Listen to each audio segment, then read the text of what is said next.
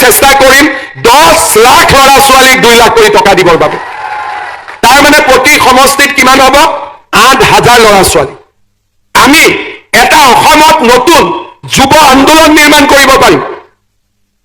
অখিল গগৈ আন্দোলনটো নহয়, মূল আন্দোলনটো, যিটোত মানুহে কাম কৰিব, মানুহে কৰ্ম সংস্থাপন সৃষ্টি কৰিব আৰু আপোনালোক নিজে নিয়োগকৰ্তা হ'ব। চাকৰি নহয়, আপোনালোকে মানুহক চাকৰি দিব। এই আন্দোলনটো অহা 5 বছৰত আমি সকলোৱে মিলি কৰিব লাগিব। অসমক আমি পৰিৱৰ্তন কৰিব লাগিব। নিবনুৱা যুৱক যুৱতীক আমি নিবনুৱা নামটোৰ পৰিৱৰ্তে নিজেই আনক চাকৰি কৰি দিব পৰা, নিজৰ ভৰিত নিজে থিয় হ'ব পৰা এটা যুৱ শক্তিলৈ আমি ৰূপান্তৰ কৰিব লাগিব। আৰু মই আপোনালোকৰ বহু কেইজনৰ ভিডিঅ' দেখিছো, কাম দেখিছো, আৰু মই বিশ্বাস কৰোঁ আমি একেলগে যদি এনেকে কাম কৰি থাকো আমি নিশ্চিতভাৱে আমাৰ উদ্দেশ্যত আমি সফল হমেই, তাত কোনো সন্দেহ নাই। আজি মই পুনৰবাৰ আপোনালোকক মই মোৰ বহুত বহুত শুভেচ্ছা জনাইছো, অভিনন্দন জনাইছো। আজি আপোনালোকে 1 লাখ টকা একেলগে পাব।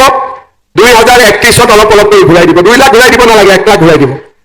আমি ভাৰতৰ আন ৰাজ্যত নোযোৱাকৈ অসমৰ যুৱক যুৱতীক আমি নিযুক্তি দিয়াৰ বাবে আগবাঢ়ি যাব পাৰোঁ। চতুৰ্থ, যেতিয়া এখন ৰাজ্যত বছৰত 50,000 চৰকাৰী চাকৰি হয়, যেতিয়া এখন ৰাজ্যত উদ্যোগ আহে, যেতিয়া এখন ৰাজ্যৰ ল'ৰা ছোৱালীয়ে বাহিৰত কাম কৰি ঘৰলৈকে টকা পঠিয়াই, যাক ইংৰাজীত ৰেমিটেন্স বুলি কয়, ৰাজ্যৰ অৰ্থনীতি বাঢ়ি বাঢ়ি গৈ থাকে। স্কুলৰ প্ৰয়োজন হয়, পাৰ্লাৰৰ প্ৰয়োজন হয়, চাউলক মিলিং কৰিবৰ কাৰণে ৰাইচ মিলৰ প্ৰয়োজন হয়, আজি মটৰ গাড়ীৰ প্ৰয়োজন হয়, ট্ৰাকৰ প্ৰয়োজন হয়, জেচিবিৰ প্ৰয়োজন হয়। অৰ্থাৎ আমাৰ ৰাজ্যৰ অৰ্থনীতি বাঢ়ি যোৱাৰ লগে লগে আমাৰ ৰাজ্যৰ ভিতৰত আত্মসংস্থাপন, সেলফ এমপ্লয়মেন্টৰ ৰাস্তা মুকলি হয়। এখন যদি স্কুল আমি খোলো, আমি 7 গৰাকী শিক্ষকক নিযুক্তি দিওঁ। আমি যদি এখন বিউটি পাৰ্লাৰ খোলো, 4 গৰাকী যুৱতীক আমি নিযুক্তি দিওঁ। আমি যদি এখন অটো ৰিক্সা গাড়ীও কিনো, 2জনৰ পৰা 3জন ল'ৰা ছোৱালীক আমি নিযুক্তি দিওঁ। কেইবাখনো মেকানিকৰ দোকান আৰম্ভ হয়। বিল্ডিং বনোৱাৰ লগে লগে বিল্ডিঙৰ তলত, ফ্লেটৰ তলত দোকানৰ প্ৰয়োজন হয়। কাপোৰ ধোৱা ধুবিৰ পৰা আৰম্ভ কৰি আমাক সাপোৰ্ট সাৰ্ভিসৰ প্ৰয়োজন হয়। অৰ্থাৎ অৰ্থনীতি বাঢ়ি যোৱাৰ লগে লগে সেলফ এমপ্লয়মেন্টৰ ৰাস্তা মুকলি হয়। মানুহে মাছ বেছিকৈ খাই, ফিচাৰীৰ প্ৰয়োজন হয়। মানুহে খাদ্যৰ বাবে আলু চাউলৰ প্ৰয়োজন হয়। আৰু মানুহক বিভিন্ন ধৰণে নিজৰ জীৱনত এনজয়মেন্টৰ কাৰণে ফাষ্ট ফুডৰ পৰা আৰম্ভ কৰি ৰেষ্টুৰেণ্টৰ প্ৰয়োজনীয়তা আহি পৰে। আমি যদি দেখা পাওঁ আমাৰ অসমৰ অৰ্থনীতি আছিলে 3.5 লাখ কোটি টকা। যোৱা 5 বছৰত আমি অসমৰ অৰ্থনীতিক 8.5 লাখ কোটি টকালৈকে লৈ আহিলো।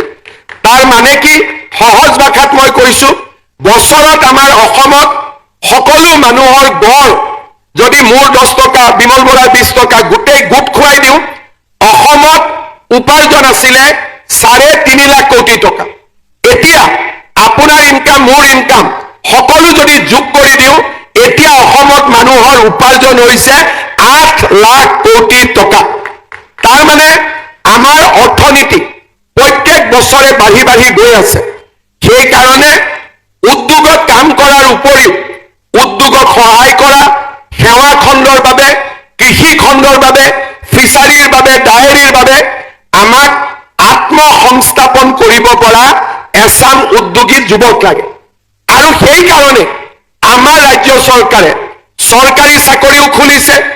আমাৰ ৰাজ্য চৰকাৰে যুৱক যুৱতীক স্কিল ট্ৰেইনিঙো দিছে। আমাৰ ৰাজ্য চৰকাৰে উদ্যোগো আনিছে। আৰু আমাৰ ৰাজ্য চৰকাৰে আত্মসংস্থাপনৰ সুবিধাও দিছে। ভাৰতত ইয়াত বহুত ল'ৰা ছোৱালী আছে যোনে গুগল কৰিব জানে, যোনে চাব জানে। ভাৰতত কোনো ৰাজ্য নাপাব য'ত নেকি উইদাউট মৰ্টগেজ বা বেংকৰ লগত সম্পৰ্ক নকৰাকৈ ৰাজ্য যুৱক যুৱতীক 2 লাখ টকা ডাইৰেক্টলি বেংক একাউণ্টত জমা দিছে অসম আজি ভাৰতৰ ভিতৰতে এখন ব্যতিক্ৰমী প্ৰদেশ মোক প্ৰশ্ন কৰিছিলে বহুতে যে টকাটো যদি খাই যায় কি হ'ব তেতিয়া মই কৈছিলো যে অসমৰ যুৱক যুৱতীৰ ওপৰত মোৰ বিশ্বাস আছে এই টকা কোনেও নাখায় এই টকা ভাল কৰি ব্যৱহাৰ হ'ব আজি সেই দিনটো আহি পৰিছে 25,000 যুৱক যুৱতীৰ 12,976 গৰাকীয়ে আজি দ্বিতীয় আৰু তৃতীয় অৰ্থাৎ 72,000 25,000 আৰু 1 লাখ টকাৰ বাবে আজি যোগ্যতা অৰ্জন কৰিছে এতিয়া প্ৰশ্ন হ'ব বাকি 13,000 কি হ'ল ইয়াৰ উত্তৰ মই দিব লাগিব প্ৰথম এই সময়ছোৱাত আবেদনত মই লিখিলো যে মই গৰু কিনিম গাখীৰৰ ব্যৱসায় কৰিম কিন্তু টকাটো পোৱাৰ পিছত মই খুলিলো গেলামালৰ দোকান বা মই খুলিলো ব্ৰইলাৰ ফাৰ্ম কাগজত খেলি মেলি হ'ল সেইকাৰণে তেওঁলোক আজি ইয়াত আহিব পৰা নাই মই উদ্যোগ বিভাগক অনুৰোধ কৰিম যে এটা আমি সুযোগ দিব লাগে যে পুৰণা ট্ৰেডৰ জায়গাত নতুন ট্ৰেডটো লিখিবৰ কাৰণে যাতে আজি নহা যুৱক যুৱতীসকলেও এটা সুযোগ পায় আজি যি যুৱক যুৱতীসকলে দ্বিতীয় কিস্তি ইয়াত পোৱা নাই তেওঁলোকক আমি 90 দিনৰ আৰু সুযোগ দিম অহা 90 দিনত তেওঁলোকে যদি প্ৰথম 1 লাখ টকা ব্যৱহাৰ কৰিব পাৰে তেতিয়াহ'লে অহা বছৰ 15 আগষ্টৰ আগতে আমি তেওঁলোককো আৰু 1 লাখ টকাটো দিয়াৰ আমি ব্যৱস্থা কৰিম তাৰ মানে আজি নহা মানে ফেল কৰা বুজোৱা নাই আজি নহা মানে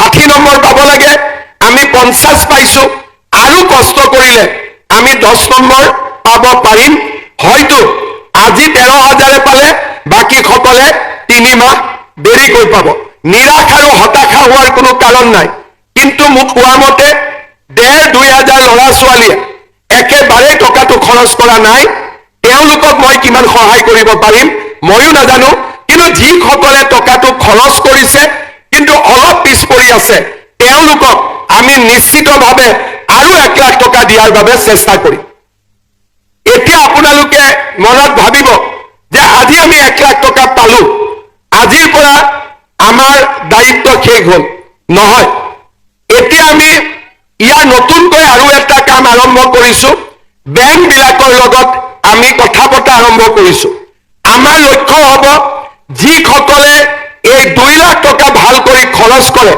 তেওঁলোকক আমি বেংকলৈকে স্পন্সৰ কৰিম আৰু বেছি লোনৰ বাবে আৰু তাতো লোনৰ কাৰণে আপোনালোকক আমি স্পন্সৰ কৰিম আৰু তাতো বেংকক আপোনালোকে যি সুদ দিব লাগিব তাৰো 1% সুদৰ দায়িত্ব ৰাজ্য চৰকাৰে বহন কৰিব যাতে আপোনালোকে নিজক প্ৰতিষ্ঠা কৰিব পাৰে ইতিমধ্যে কেইবাজনো যুৱক যুৱতীয়ে ডাঙৰ লোন ল'ব পাৰিছে মই state bank of India Punjab national bank কেইবাটাও বেংকৰ লগত কথা পাতিছো আপোনালোকৰ ইয়াত 12,000 ল'ৰা ছোৱালী আছে টোটেল টাৰ্গেট 25,000 বাকি 75,000 মেচিউৰ্ড হওঁতে আৰু 1 বছৰ লাগিব আপোনালোকে যাতে বেংকৰ পৰা মুদ্ৰা লোন PMEGP PMFNE উইথ ৰাজ্য চৰকাৰে সুতৰ ক্ষেত্ৰত 1% সহায় কৰাৰ লিংকেজ কৰি